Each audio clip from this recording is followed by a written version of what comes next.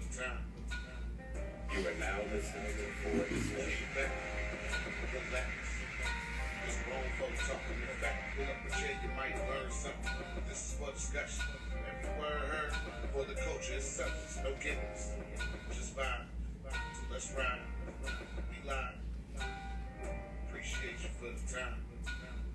You are now listening to Ford Discussion. Yo, what's up, everybody? How y'all doing? I appreciate y'all for rocking with me, tuning in as always.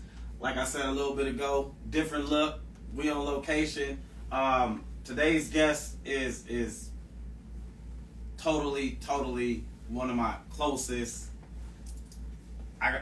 This family. I can't even call him a friend. This is family. This is my guy, man. My real numero uno, my day one. We've been through so much, man, and he's been on multiple times. But we never really talked about his journey and what he went through to get to where he is. And I think it's important that I got to give him that because he don't get that credit from what I believe from so many that he should get that credit for.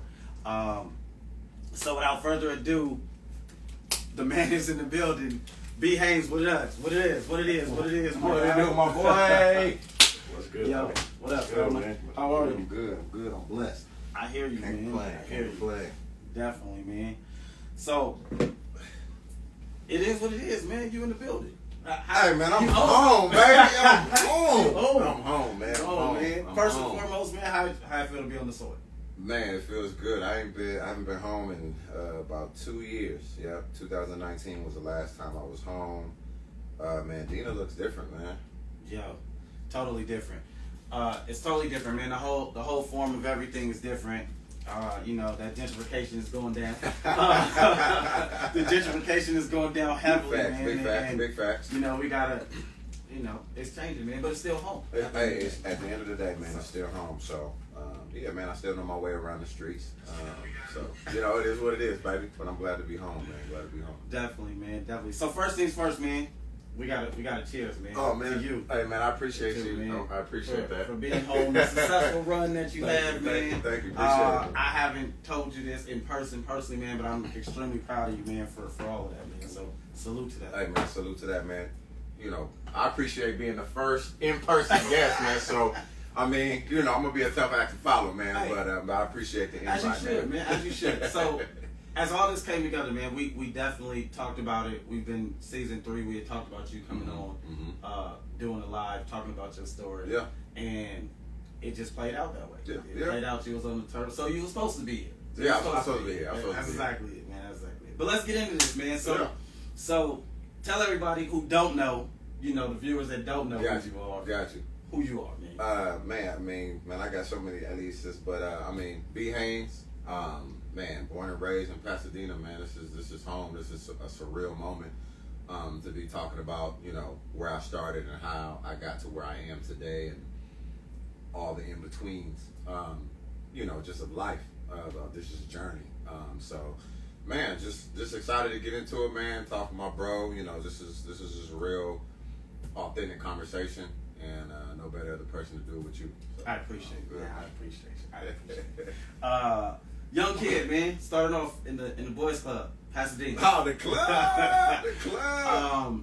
Aspirations, man. We all had that dream. Yeah. To the league. I gotta get to the league. I gotta get to the league. For us, it was the escape. You know what I mean? We didn't definitely know so much about everything else, but we knew as long as we had the rock, we was good. Definitely. Man. What pushed you to basketball from the get go? And why was the league over everything else the dream? Man, the club pushed me to basketball. Beforehand, I was a baseball player, man. I played baseball at Loma Alta. So, baseball was like my first love. And then I started to get tall. And then, being at the club with, Joe Ford and Coach Horace, like, that's what we did. We hooped. Right. So, once I got to about 4th, 5th grade, I'm like, I want to hoop. Like, this is what I want to do. So I left baseball, stopped playing and really just started to focus on, playing ball, and fell in love with the game and, been in love with it ever since. Definitely. So when did it become the goal? Because the dream is I want to do this forever. Yeah. When did it become I got to get to the league, the goal? Man, I would say high school was the goal, and you know, being as truthful as possible. I mean, because when you play ball, I mean, the girls can. So, I mean, if we just want to keep it 100, you know, a lot came with that. But you know, I love the game, but you know, in high school, all the things that come with it, as far as being, you know, just an athlete on campus, and you know, just having that, you know, that status. And at that particular moment in my life, you know, that's what defined me. That's what I felt that, okay, this is what I should be doing, is playing ball. So I said, okay, well, it's time to get to the league then. Right. So yeah, I mean, that's where it started for me. So when did the dream start slipping though? It was like, okay, this might not be in my car. This ain't it. Man, when I got back to Pasadena, I was at Hollywood High for 2 years, living in LA with my pops, R.I.P. George. And R.I.P. to the legend, man. Shout out to George. You know, when we moved back to Dena in '99, you know, it was like, all right, back home, back on the turf. You know, time to get to work. And you know, the first thing I was like, okay, what school I'm going to? Oh, we going to Mirror, say less. You know, but Miss Newman wasn't having it. She was like, nah. You know, you coming from, you know, a different school, time and all that, you know, I think it's best, you know, you might want to find a different alternative. And I'm like, oh, like what? What you mean? I mean, I live right around the corner from here. What you mean I can't go here? Right. You know, and I ended up going to Rose City. So, you know, the first day of Rose City, you know, I'm sitting in class and I look and I'm like, man, that cat over here looking familiar, but he's staring at me like he know me. Ended up being you. You know what I'm saying? So right. At that point, I'm like, all right, so, you know, we didn't get to play our junior year. Right. And it was like, all right, I'm not playing my junior year as basketball, something I'm going to be able to do, because now I'm not playing. No scouts, no one is going to be checking for someone who's not even playing. Exactly. And we got a second chance, you know, going to Marshall. You know, shout out Coach Doug, Eagles.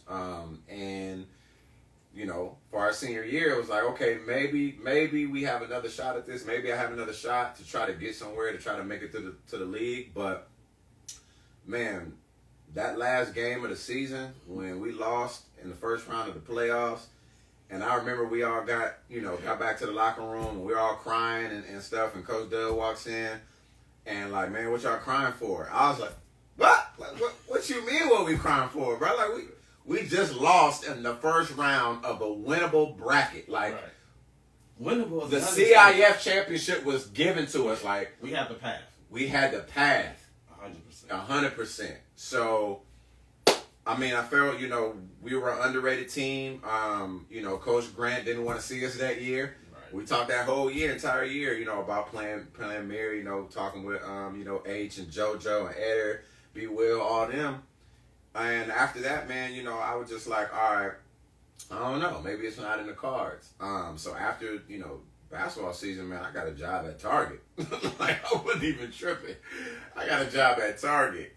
So it was like, all right, well, you know, next phase of my life, basketball is kind of over. And I ended up getting a phone call from Coach Swan from Mount Sac, you know, invited me to the showcase. Mm-hmm. And I played in the showcase, and Swan was like, man, I want you to come out here with Sac. So, you know, to Mount Sac. So me and Moody, shout out to Moo, went out there, and you know, we both made the team, but it was different, man. I miss home, and I ended up coming back to the city, going to CC, but you know, I didn't play, and you know, at that particular moment, I was content, like, okay, you know, maybe basketball is just not in my cards, and then you know, I ended up having a baby, and then you know, I was like, all right, now I got to make some money to support this, you know, this child. Right.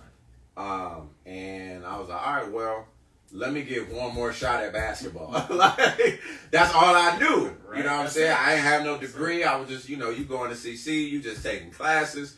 And, you know, so I ended up going to Glendale. I played 1 year. And after that year, I realized I didn't have the confidence anymore. Because as much as, you know, we played at the club and at Villa and Robinson, you know, and I, you know, was a killer on the court. When I was at Glendale, like, I just had no confidence as far as being on the floor. And I remember at the end of the season, Boschman called me in his office, and he was like, and we can't go next year playing 4-on-5. And I'm like, what you mean 4-on-5? He's like, you're not giving us anything offensively. Like, defensively, you're a monster. Like, that's why you start. I have you in the game because you are a lockdown defender. But when you get on offense, you're not sure of yourself. And then at that particular moment, my confidence was gone as far as, playing the game of basketball. So, I was like, all right, I'm done hooping. Like, that's it. It is what it is. I'm not going to the league. I'm definitely not, I'm not going to college. So, to play ball. So, it was what it was. And I just started working. Definitely. That, yeah, man, no confidence on the court. It ain't gonna do it, man.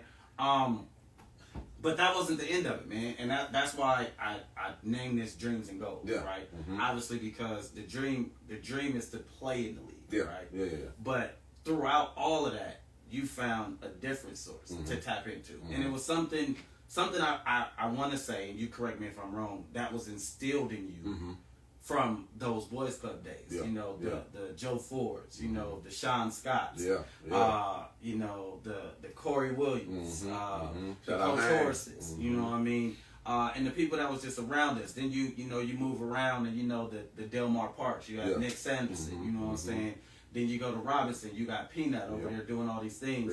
And what they were doing, man, they were giving back to the youth and teaching the youth the game. And that was instilled in you, and you picked that up, man. So talk to me about picking that up, man, and pushing that forward. Man, that torch, man, is heavy, and I mean, you just named down a whole bunch of legends, man, that were OGs, not only in the game of basketball, but like off the court. And once I was done playing basketball, I actually had a chance to have a couple of conversations with Joe Ford, with Coach Horace, just about like the next steps in my life. And I was really, gravitating towards like working with kids. And so after that particular moment, playing ball, I went to work at the Boys and Girls Club. So it was a full circle moment for me as a club kid, born and raised, and now I'm able to be the athletic director of the Boys and Girls Club right here in 2020 Fair Oak. So, man, when you walk in that building, it's an aura about it. You know what I'm saying? I was talking to Chubb the other day, and I was like, man, like, I know there was a documentary, KD and them did, about DC, but man, I'll take our club days over anybody. Like, I mean, it was the jungle in there. You know what I'm saying? So, being involved in that and then walking in now as a grown man and being able to have the same similar impact that that those OGs had in my life, and now being able to pay it forward, man, once that torch was passed to me, man, I took it and ran with it.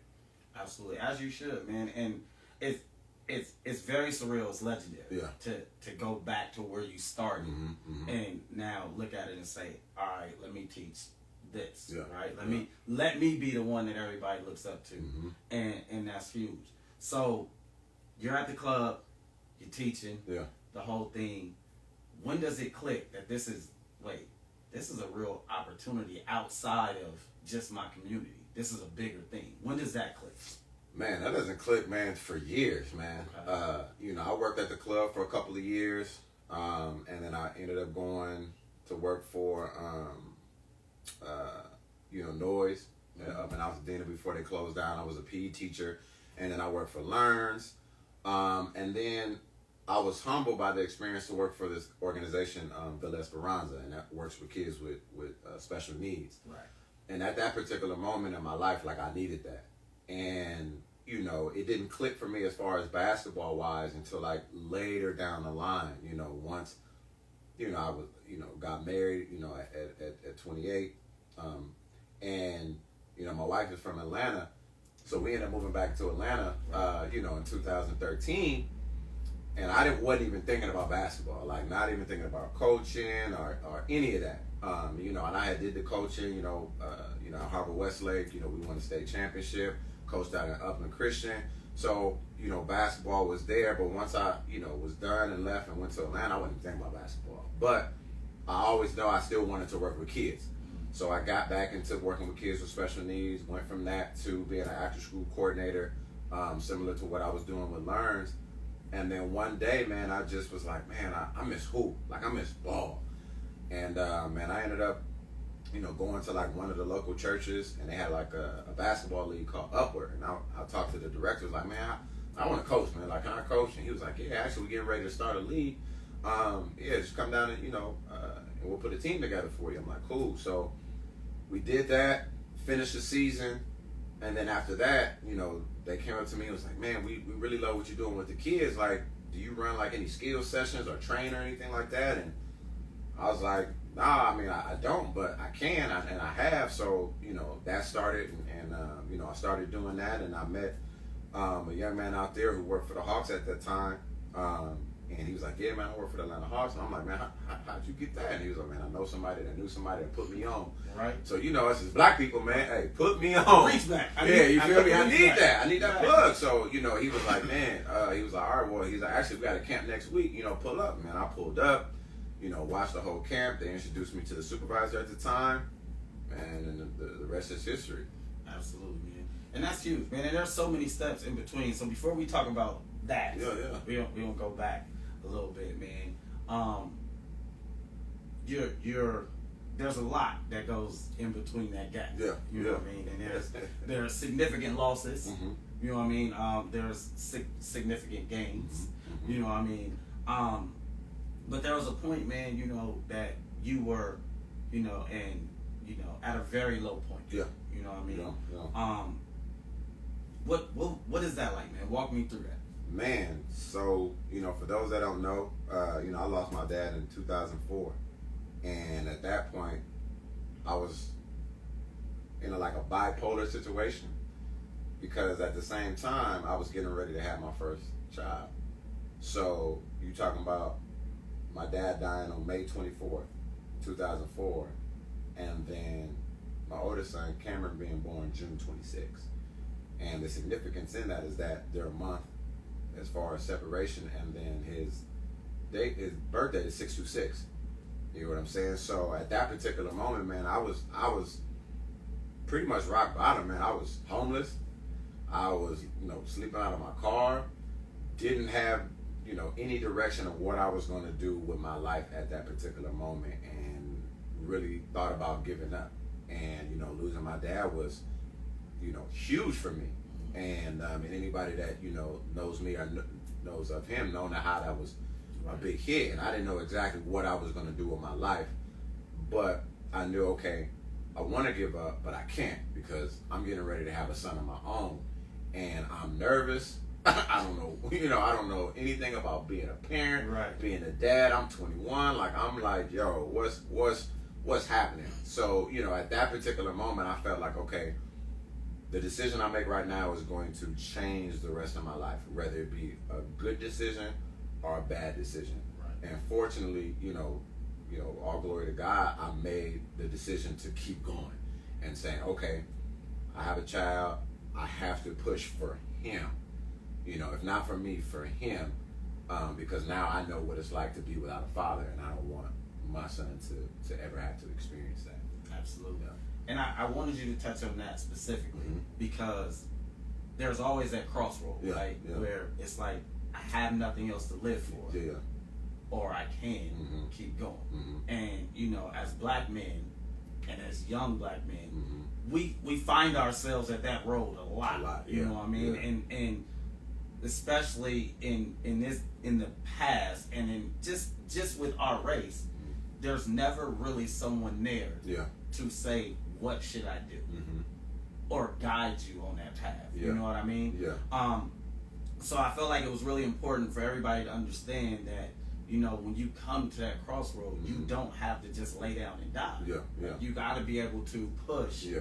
and find that. You Mm-hmm. know what I'm saying? And there's a lot of people who, in that same situation, would choose to lay down and die with a son coming. Yeah. And it just continue to repeat that, Mm-hmm. right? You know what I mean? Like, well, I don't got no dad, what I'm supposed to do. Yeah. Yeah. Why do I, how am I going to be a father? I don't got a father. Yeah. You know what I'm saying? Yeah. And that's very significant, man. And I salute you for that 100%. Appreciate that. We had a side conversation, because while you're going through that, Yeah. as one of your best friends, I'm trying to figure out my life. You know what I mean? Yeah. And Yeah. I never you know, the occasional phone call. You good, bro? You good? Yeah, I'm good. Solid. Sorry about Pop. You know, damn. It is what it is. I'm also in Fresno at this time. So, you know, it's a whole different game. But, you know, as we reflected on this back, you know, a couple months ago, we didn't have the mindset to ask mentally, how are you? It was just, you good. Because we didn't, you know, we don't talk like that. You know what I mean? We don't, you know what I'm saying? As men. And I'm not even going to say black men. I'm going to say as men. Period. We don't talk like that. It's not like, bro, how you feel about that? How, you know what I'm saying? Like they do on the I Am Athlete podcast. You know what I'm saying? Mental check-in. We weren't taught that. No, you know not at all. I mean, and it's not only not taught to ask, it's the sharing component. Exactly. You know what I'm saying? Because it was just our level of maturity at that particular moment is, how can I dump this on you, King? Right. We're the same age. How can I expect you to understand or be able to give me sound, mature advice about what I'm dealing with? Because you're dealing with your own stuff. Exactly. And we're the same age, so I'm pretty sure if it was happening to you, you'd have felt the same way. Or just the confidence or the platform to be able to be like, yo, I mean, I'm struggling today. Right. Or man, I feel like, you know, doing something to myself and taking myself out of here. Like, we didn't have the, you know, the confidence to be able to share that amongst each other. Or with anyone, you know, even if it was an OG, being able to call, you know, one of the OGs and like, man, I'm struggling right now, you know what I'm saying? And I had many conversations with, you know, like Big Moody and stuff like that, but I never felt like I could, you know, share like, man, I'm struggling, like, I don't know what to do, I'm scared. Like, you know, like, how many of us men admit we're scared? Right. Like, that is like, nah, you don't fear. Like, you're not scared of nothing. That has been ingrained with us. So it's like, I couldn't be like, yo, I'm scared. I just lost my dad. I'm getting ready to have a baby. I don't have no money. I ain't got a pot to piss in or a window to throw it out of. So it's kind of like, all right, so I got to internalize this and keep it for myself. But then in those spaces is very dangerous. Exactly. You know, and a lot of us don't make it out of that space. Exactly. Fortunately, I was able to come out of that, you know, out of that space, out of that mental at that particular moment and wanting to push forward.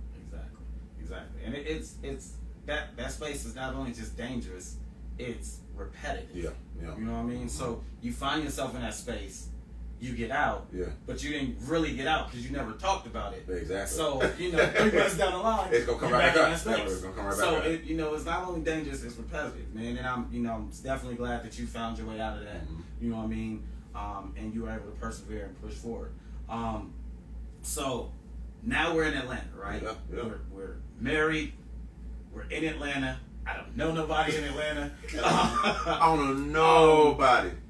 You know, I'm out here trying to really get a job. Yeah. I miss hooping. I miss with the kids. I know what my calling is.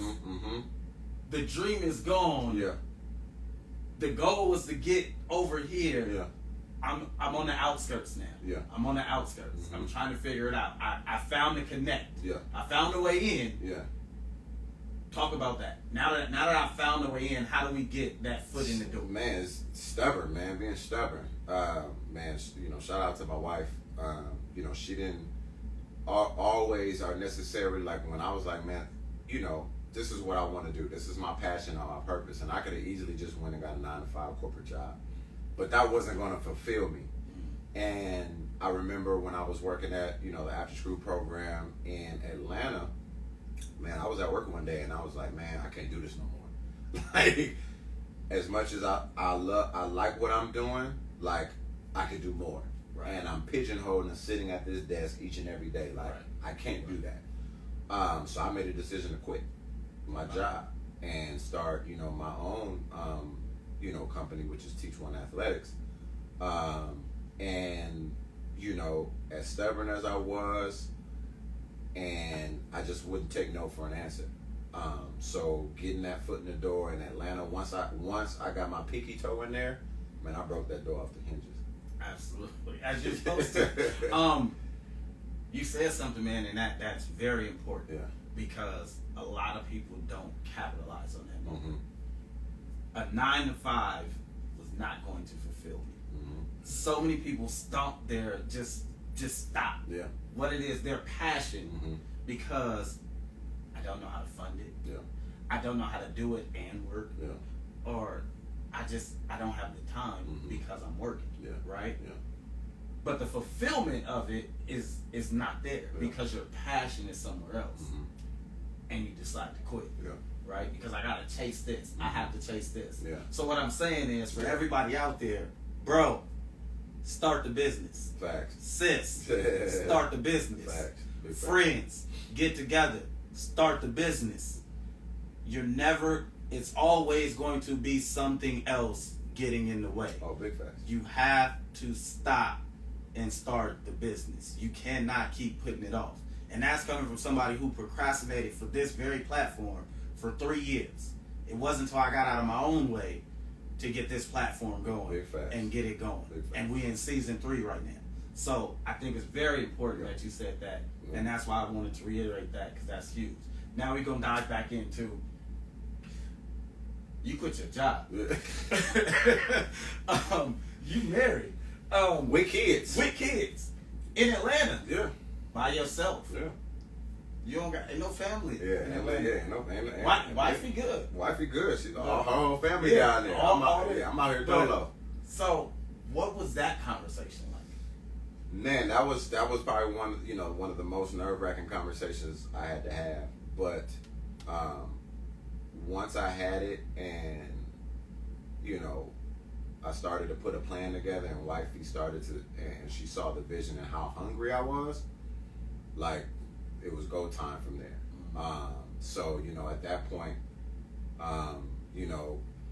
once I started, man, I kept going, man, and just having the continuous conversations with Danae, like, okay, this is where I'm at, this is where I want to go, these are the opportunities that are in my lap right now, and I'm gonna take them. No, it may not be lucrative right now, but there's something that I need to learn, there's someone I need to meet, and that's what the whole situation came, is that I want my life to be a life of service. So I always wanted to serve. So the thing is when I started coaching at the church and training, I wasn't getting paid. It was free. It was just my time. But because I was able to, and willing to put myself in that situation, I was able to meet somebody who knew somebody that knew somebody that was able to, open that door and give me that opportunity. So, sometimes it's not always about money in the beginning. Sometimes you're going to have to do some things. Say that again. It's not always about money at the beginning. One more time. It's not always about money in the beginning. And I'm not saying don't get your bread, but I'm not chasing the bag. I'm chasing the purpose. So if I'm chasing my purpose, the bag will come. And it has always came as I continue to just have my purpose in, as my goal. But if I'm chasing the bag, then I'm in the wrong sphere, because I can, just go do corporate or do some other stuff and make multi-millions of dollars, which I will, but it'll be because of investments in my own businesses. But if I just wanted to make 150, I could walk out of the door and go get a job tomorrow. But that's not what I wanted to do. Exactly. So Teach One comes to life. Yes, sir. Talk to us, man. What is Teach One? Man, what is Teach One? What does it consist of? Listen, so Teach One is still active, by the way. Teach One is still active. It's in a revamped developmental stage. I launched Teach One Athletics in 2015, and it is basically what it says, Teach One. And I knew, as a trainer, as a coach, as a teacher, there's no way that I can reach every young man and young woman across this world. But if I can instill values, if I can instill, hard work and dedication and inspire one of them, then hopefully that message will translate into their sphere of influence. The same way, what Coach Horace, what, Joe Ford, Larry Cole, Vic, all them did for me, they poured into me, and then their message is now in my sphere of influence, in my circle. So that's, the meaning behind Teach One is like, look, whether I'm training one kid or 1,000 kids, my message never changes. And hopefully out of those thousands of kids, or maybe that one kid, they see something in me that they want to take, or something I may have said, or just how I move, and say, you know what, there's something that Coach B inspired me to do, and I'm going to do it, and I'm going to take this message into whatever field I want to do, and whatever passion it is that I have. So that was my goal with Teach One, and I took it and ran with it, and started training, and I had a couple of travel basketball teams. I actually have a couple out here. Shout out to my boy Adam. That I just made it about basketball, and then a part of me was like, okay, basketball is one component, but there are so many other things that I can and I want to do with this platform. But obviously, I need to put myself, on a bigger stage and a bigger, situation, and I continue just to work and continue to invest in myself, and that's how it got me to where I am today, which is not in Atlanta. Right. Before we get there, man, we ain't gonna talk about that, but we're gonna talk about Atlanta, right? Yeah. So, out of this city that we're sitting in right now, right? We got Coop, Michael Cooper. Shout out to Coop. Shout out to Coop. We got Jock, Jock Vaughn, right? We have Ryan Hollins. Stacy. We have, I'm getting there. Okay. We got Stacey Alden. We have Horace Warren. Tyler Dorsey. Tyler Dorsey. We have, let me know if I'm missing somebody. A lot of up and comers, right? Who have touched the hardwood. Pause. We're not gonna do that. Pause. We're not gonna do that. Who have touched the floor? Yeah. That lacquered floor of the N.B.A. court. For some were tenured. Yeah. You know what I mean? Some were journeymen. Some hit the tryout. Yeah. But they made it there. Yeah. And they made it there the way that they thought they were gonna make it there, right? They hooped their way. Hooped their way. Okay? Yeah.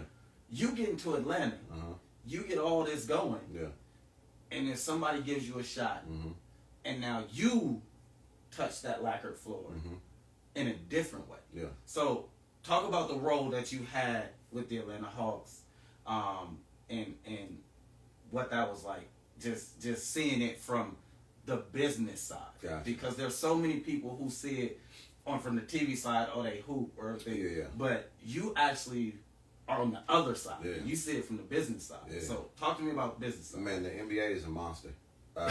It's a machine, and players are a big component of that machine. But there's so many intricate components that go into making that machine work that people don't see on an everyday basis. And what you said is all those people that you named before, they hoop their way into that to that position. And for me, I believe I serve my way into that position. So being in Atlanta, that's the Mecca. That's Black Mecca right there. Right. So just being able to be around a lot of OGs who look like me, and a lot of veteran NBA guys, man, that kind of took me under their wing.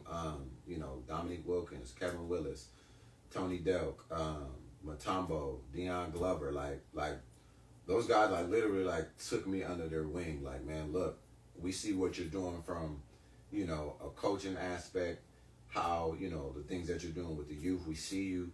And man, we just want to start giving you nuggets and depositing little, things, words of encouragement and inspiration, and just a savviness, to get you to this next level.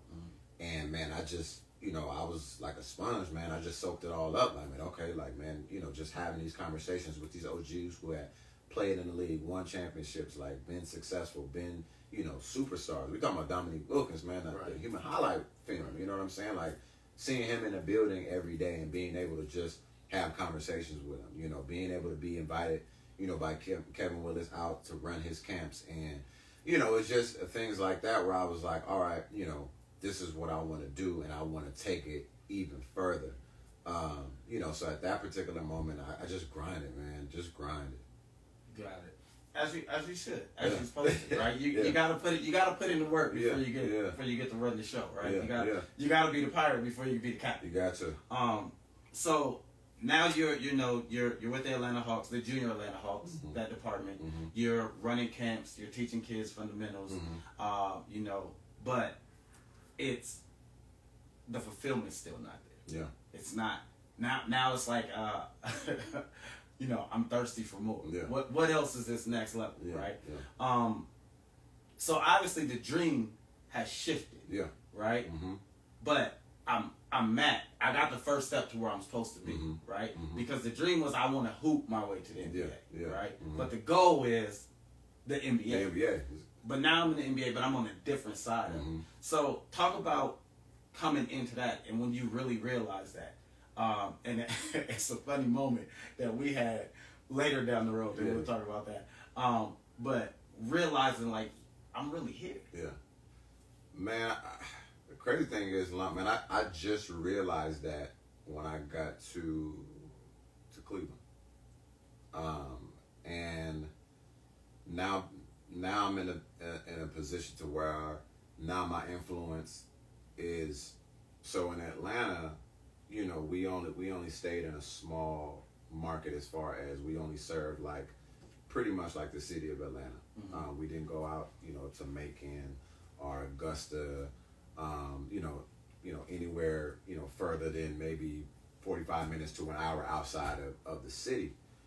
But when I got to, Cleveland, man, I've been everywhere, like in Ohio, and I've been in Pennsylvania and Kentucky, and, we serve, Buffalo, New York. So I've been put in a position now to now my reach is longer. Right. You know what I'm saying? So, it goes back to what Teach One is.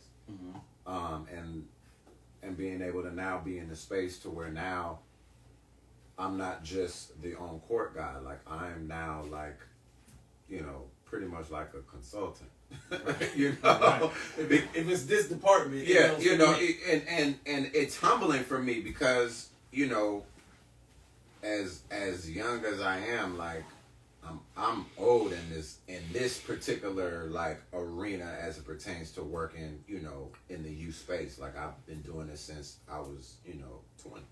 Right. And I just turned 39 a couple weeks ago. So, like, I've put time in this. This is not, I just woke up, last week and decided I want to inspire the next generation. Like, I've been doing this for almost 20 years. Right. And when I tell people, like, yeah, man, I've been doing this for 20 years, or I'm 39, like, they don't believe it, but I mean, thank God I take care of myself to where I don't look old. And when you hang around young people a lot, you tend to stay young. Exactly. So, being on that other side and learning just like, the NBA is a business, it's a machine, it's a monster. And if you're not comfortable or confident in your abilities, that it can't eat you up. But I know who I am. I know what I stand for. I know my purpose, and I know exactly why I'm there. And I'm going to do it until I'm done, and I'm going to move on to the next thing. And that's pretty much how I live, in this moment. Right. And that I remember that phone call. We were talking, and I'm like, yeah, man, so what the position at the Cavs, they got you, what's your first thing? And he's like, I'll never forget this. He's like, yo, I don't know, man. I think I'm finna email Kevin Love and see what he got going on with his mental awareness thing. No. And he just bypassed it like it was so casual, and I had to really just like, hey, yo, chill for a second and say that again and understand it, what you're saying. Do you know how many people can't just pick up the phone and email Kevin Love? Like, bro, you're here. Like, you're there. Yeah. You know what I mean? And you're walking those halls, you know what I mean, in Cleveland, that started in Atlanta. Yeah. You know what I mean? Yeah. And, you're George Haynes' son. Yeah. You know what I'm saying? From Kenneth Way. Facts. You know what I mean? And it's not what they say, it's not the road, it's the journey that you get, that gets you and makes you who you are. Yeah. You know what I mean?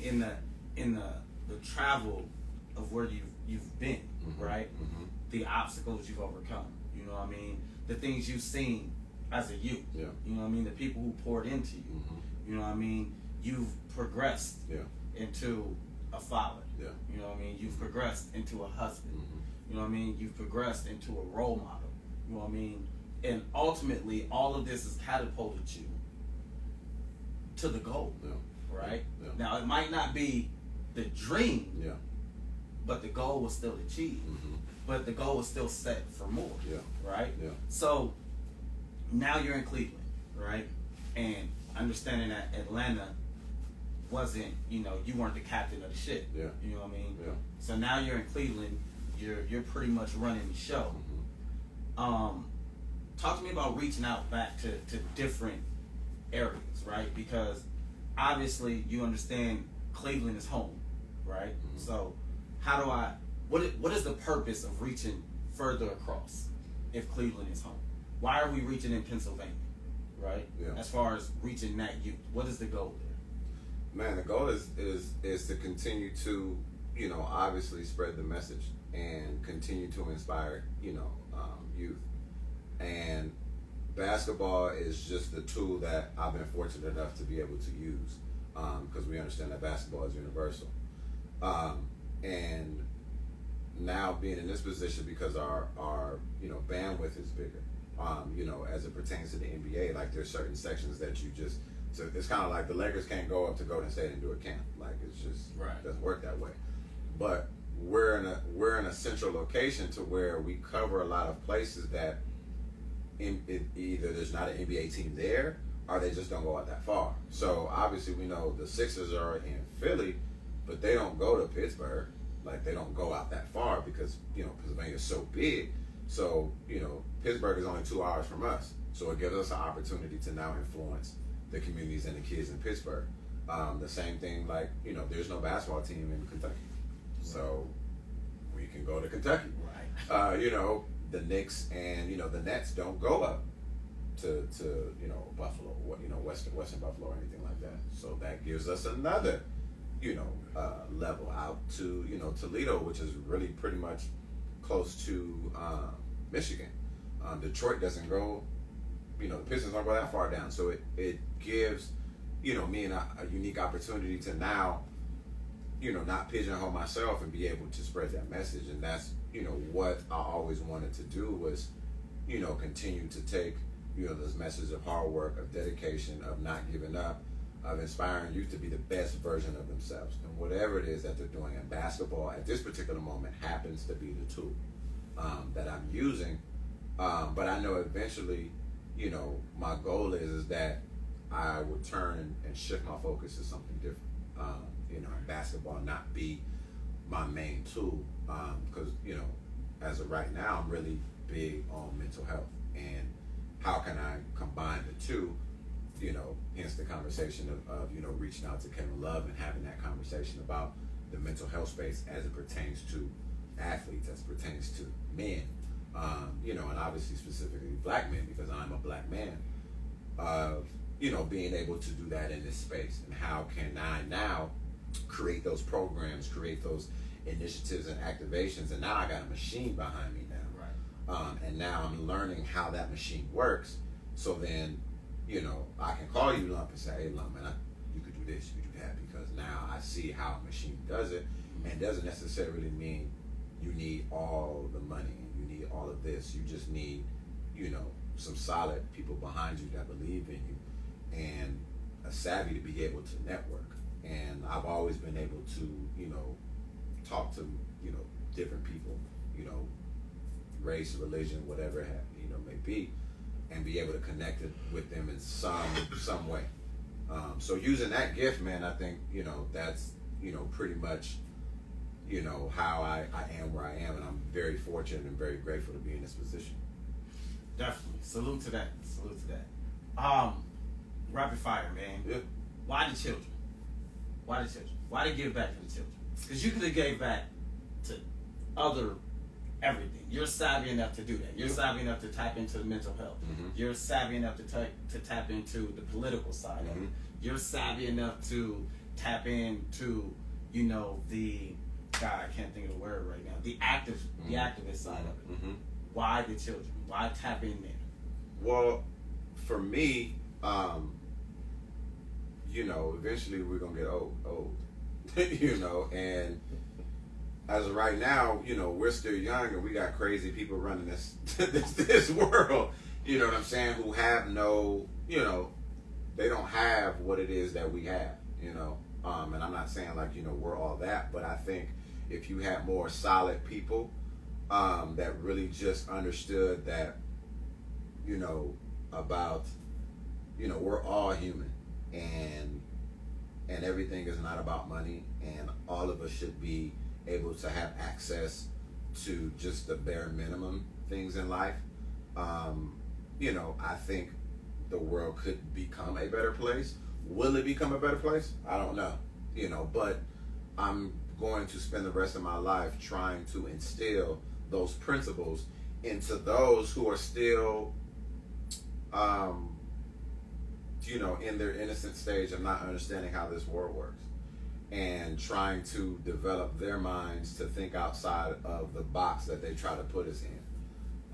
And that's, has been my goal since I started, 19 years ago, and that will continue to be my goal. And so, like you said, the goal will never change. Just how I achieve that goal, may look different. But man, I mean, just being around kids, man, that's just, just how they gravitate towards, information, how they gravitate wanting to know more, wanting to get to know what it is you have. And we all have something in us that we should be pouring out, in our own children, importantly, and then obviously into, our circle around us. And my circle just happens to be, thousands of, young men and women. What is your message to your children? Man, my message to my children is the message that I give to every child: be the best version of yourself. I tell, from my oldest, Cameron, down to my baby girl, like, I want them to be them. Like, don't try to be me. You can never be me. And I don't want me to be your ceiling, because then you're limiting yourself. But, me and my wife, we encourage our children to be the best version of themselves. And they all have different personalities. And we try to cultivate that to the best of our ability by, allowing them, the freedom and the platform to, express their God-given talents and gifts. Obviously, there's structure and discipline behind that. But, just telling my kids, just continuing to strive for your goals. And, they may change, and that's okay. Like, it's okay for your goals to change. I think one of the things we talk about, and amongst, my circle is, when your kids turn 18, when we turn 18, it was like, all right, you got to get out and go. But, man, I wasn't ready at 18 to get up and go. You know what I'm saying? I was 25 and not ready to go. You know what I'm saying? So it's one of those things. It's like, look, if, any of my children, if they're at least moving forward in their purpose and their passion, then I'm going to support that 110%. It's not, okay, once you turn 18, you got to scram. You got to go. That used to be how I thought, because that's how I was raised. But even still, in that, we was living on Kenneth Way, at 19, 20 years old. Because Pops knew, like, man, y'all not ready. Y'all not close. Yeah, y'all not ready to be out there yet. Nah, it's the real world out there.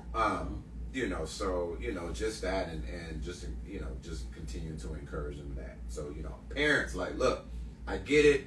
You're tired of your kids. You don't want them to be in your house, and you can't wait till they graduate high school until you kick them out.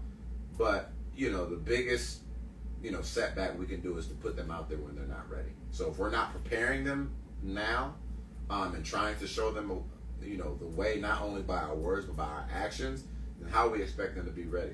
And the world is going to change. Like, we didn't have social media when we were in high school. Like, if we had Instagram and TikTok and all that when we was in school, we far along. You know what I'm saying? Like, I could have uploaded our own videos, and we would have put the club on the gram and all that stuff like that. And you would have seen them runs, and all of us would have been in the league that way. You know what I'm saying? But we didn't have that. But these kids have access to something that we didn't. And 10, 15 years from now, there's going to be a different, access level of what is out there. So you just have to be willing and ready to shift, because, another shift is getting ready to come if you're not prepared. So you have to prepare yourself. And that's the biggest thing. Definitely.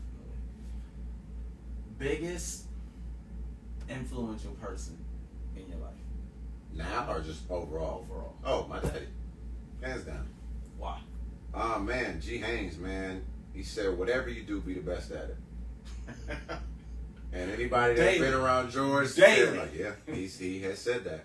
And man, like, my dad was a people person. Like, it was always cracking on K Block. Like, always. Like, I would come home and you know, it'd be y'all niggas there. I'd be like, bro, I didn't even invite y'all over here. Why? Like, oh, like, we over here kicking it with George. Like, okay, I guess it is what it is. Truthful. You know, and that's something that, you know, really stuck with me is just, you know, how my dad was able to connect with other people, and specifically, you know, my brothers who, you know, some of y'all had fathers in your life, some of y'all didn't. And, you know, for the ones that didn't, you know, I felt that my dad played, you know, an integral role. That he wasn't trying to be your father, but if you were at my house, you were definitely gonna get a lecture. Mm-hmm. You definitely were gonna get some nuggets. And you definitely was gonna get, you know, wax and some spades. Mm-hmm. And that's just how, you know, that's how it was. So, you know, when my dad, you know, passed, that was one, you know, just one of the torches I believe I had to pick up and carry.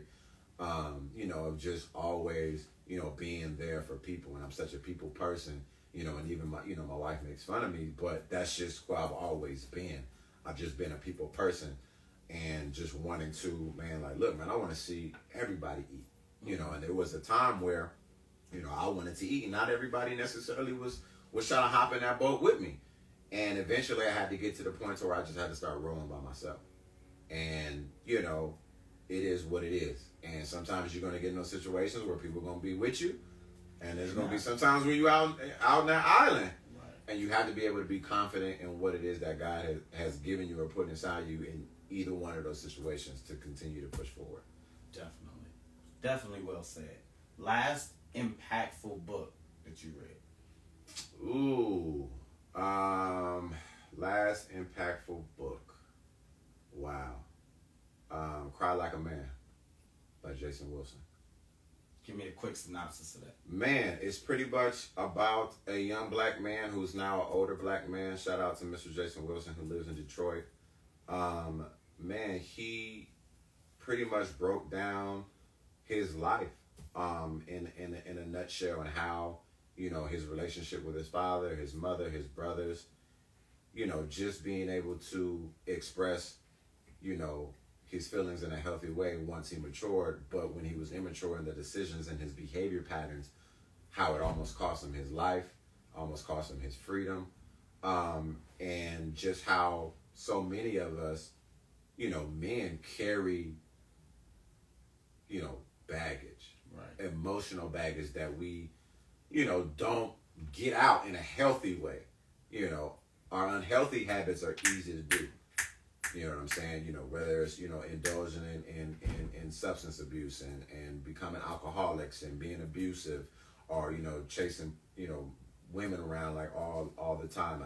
You know, those are established behaviors based on our own traumatic experiences.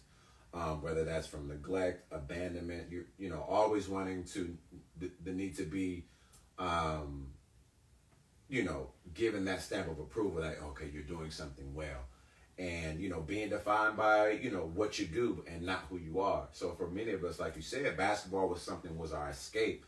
And it defined and it made us who we are. But sometimes, you know, it was a double-edged sword where it's like, all right, once I was done playing basketball, then who am I? What do I do? What is my identity? Like, I don't.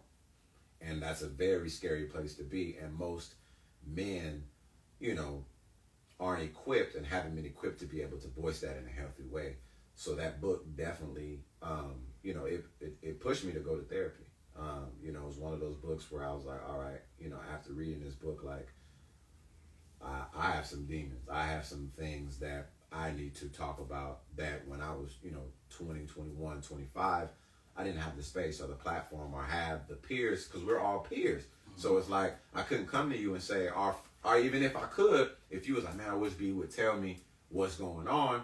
I didn't have the answer. You didn't have the answer, or I didn't have the confidence that, you know, Kenny wouldn't judge me. Mm-hmm. You know, Kenny wouldn't laugh at me or ridicule me because I'm thinking about suffering from depression, or I'm dealing with anxiety, or I'm thinking about, you know, killing myself, you know, things like that. So if you don't have that safe space to be able to have that conversation with your peers, like, then you just start to self-sabotage. And, you know, that was, you know, what that book was talking about, you know, self-sabotage and how that pattern can continue. And even if you don't believe these things come out, they come out. And whether it be in your relationships, they come out in your work, they come out in how you, you know, interact with your kids. And that was important. Once I started having children, and I got 3 boys and a girl, and once I had my daughter, it was like, yo, like, what kind of man would you want your daughter to end up with? And I was not the man that I wanted my daughter, you know, to look up to. And, you know, for me, that was scary, you know, because, you know, I got some stories. Yeah. You know what I'm saying? So, I mean, just keeping it 100. But that's what it was. And, you know, so I would encourage everybody to get that book. And he actually is getting ready to drop another book called Battle Cry. And I'm, you know, The War Within. So I actually am waiting on that to be delivered to me. But, man, yeah. So that's definitely a good book. But I'm always reading. So. Dope. So everybody go pick that book up. Pick that book up, man. And Kenny's book is coming out next. Yeah, it's not. Chocolate City, Cocoa Brother. This segment, this is a new segment, and this is for on the spot. Yeah. Right. Yeah. I'm gonna call it Talk Your Talk. Talk Your Talk. Right. Talk Your Talk. You are, if not the founding father, one of the founding fathers of this, what do I want to call it? Training kids development program. Okay. Right? Okay. I've said this multiple times that you don't get the credit or the flowers for that. Yeah. Do you think you deserve those flowers? Those credits? Do I think I deserve those flowers? I don't look at it in that space, but now that you said that, I do get my flowers. I get it from the kids that I impact.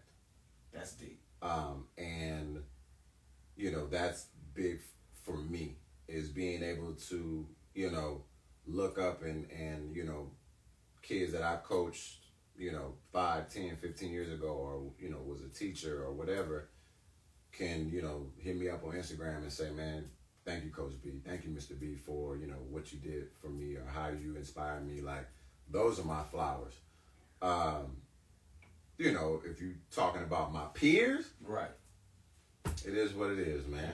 You know, I've been doing this for a long time, and shout out to all my dogs doing their thing out there, and I salute y'all and continue to strive for greatness, man. You know, I stopped looking for flowers, you know, from my peers, and those that know me, my real brothers such as yourself, and you know, the other old young man we got sitting over here in the cut. Like, you guys give me my flowers based on, you know, the conversations that we have, the fact that you guys confide in me, and, you know, really just ask for advice, but not ask for advice. And, you know, and I appreciate that shows me that I'm doing at least a little something right.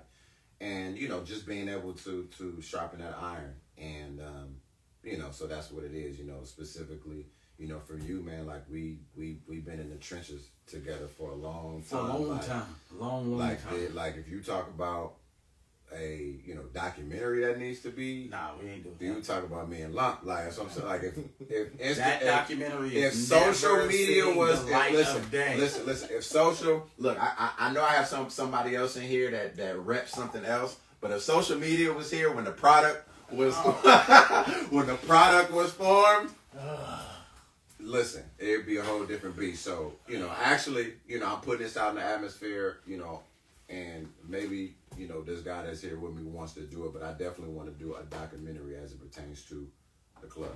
Like, that is my goal. I think that's dope. Is to try to do a documentary on the club. I think it's needed. Yeah. I think it's way past due. Way because we've lost some. I mean, we've lost Vic, you know, RP Vic. We've lost some soldiers in that battle. We need to start telling the stories, man, of how Dina is like the you know, untapped gem of like we're like a, you know, everybody, just LA, you know what I'm saying? But Dina is, we're our own city. Like, we stand on our own too. Like, if you go to LA and you be like, I'm from Dina, you know, chest is perk up, because we're respected on, you know, down here. So I think, that's a story that definitely needs to be told. There's a lot of OGs that are still living, that we want to I want to tap into and have conversations like similar to what you had with me. Like, man, what made you pour into me? What made you want to take us under your wing? What made you want, to do this? And, we're talking about back in the 80s and early 90s, bro. Them dudes weren't making money like that. Like, you wasn't making $100K to come in here with a bunch of bad kids and teach them how to play basketball, teach them how to be young men and do stuff like that. So what made you? And then, man, like, if anybody has any footage of any boys club runs when we were young, middle school, high school, like, let's put it together. Because, man, like, I'm telling you, like, I'll put our club OGs, our era against anybody. OGs, our era, the era before that. Yeah, anybody. It's untouched, man.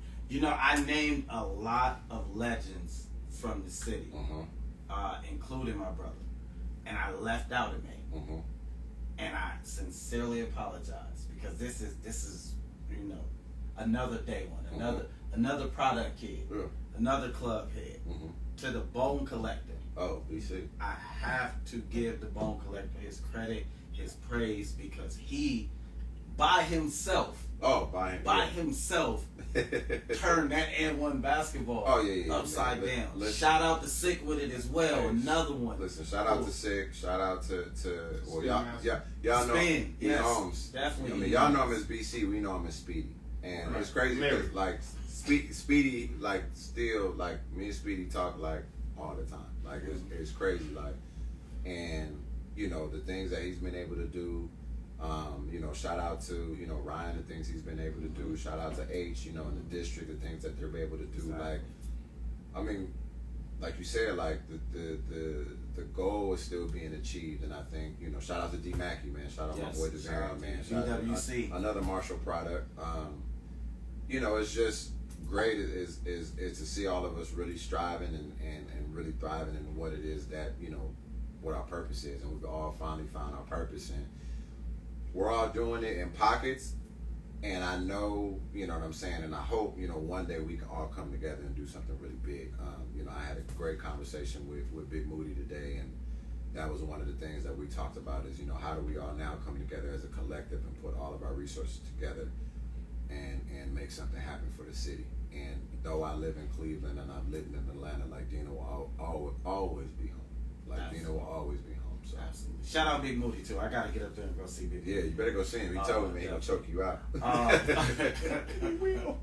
Listen, my brother, as always. Hey man, appreciate it, man. I appreciate you, man. I'm gonna give you your roses, brother. I appreciate you for everything you do, man. For everything you've accomplished. Yeah. I appreciate you for coming on the show, man. I appreciate you for rocking with me. I appreciate the continuous support of from the day one I called you and said, I'm finna start a social media platform. All right, man, listen, I've been on you, bro, and you called me all hey, bro, I'm like, man, can you just do it, bro? But on a side note, we're gonna switch one of these days, and Kenny's gonna sit in my seat, and I'm gonna sit in that seat because we need to know, Kenny's story, because his story is phenomenal and how he's been able to. Hey man, he's putting a dollar on it. I'm not putting a dollar. Like, don't nobody know Lump like I know Lump. Like, this is my brother. This is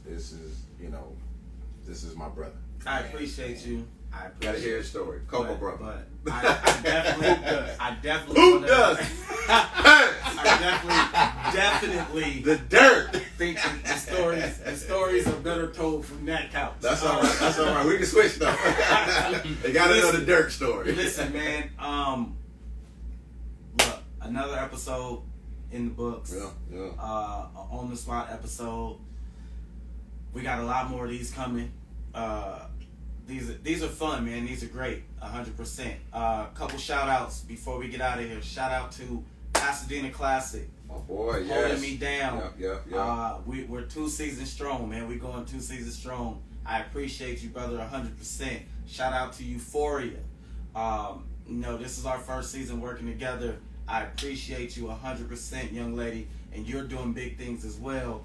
And I look forward to your product growing more and more, faster and faster every day. Pasadena Classic, again, your product growing more and more every day. Shout out to my mans who let us put this on for y'all today. Opened up his home for us to sit on the couch. Sit on the couch. You know, the man behind the camera. nice little pillows he got over here. My man got the man behind he got the funk swag over here. You got blocked. You got blocked. Hey, Aston Hart Visuals in the building, man. Salute my guy, man, for definitely coming through. It's the league or nothing. It's the league or nothing. Where I'm at. Look, It's the league or nothing. I gotta make sure. You feel me? It's the league or nothing, man. But we definitely appreciate that, man. Hey, listen. Haynes. Knocking stuff off. Look, breaking stuff down. Haynes, Ashton, I appreciate y'all, man, 100%. Yes, I sir. appreciate you for Yes, coming sir. on, man. Yes, sir. It's good to have you home. Listen, to all y'all out there, listen, above all else, you don't take nothing from this discussion. Understand this. 1, start the business. Yep. Okay? No matter what. 2, never settle. Ever. 3, when you feel that there's nowhere for you to go, there's always somewhere for you to go. Pick yourself up. Reinvent yourself. Find what you need. Discover that purpose again and get out there and get to it. I appreciate y'all 100%. And as always, I'm out. We'll see y'all soon. Have a good one. Appreciate you. Yes, sir. Yes, sir.